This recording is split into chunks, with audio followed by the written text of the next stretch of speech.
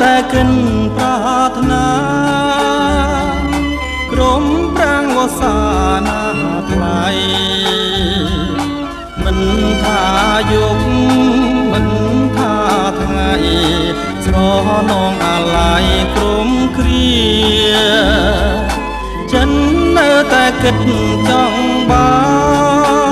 នកលយានមករួមជាគ្នា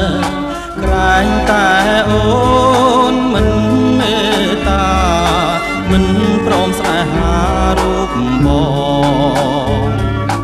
ការរីកហើយតែងរួយធម្មតាទេណានួនល្អកុំគិតអីថ្លៃនាងបងគួរតែផ្សងវាសនាថ្មី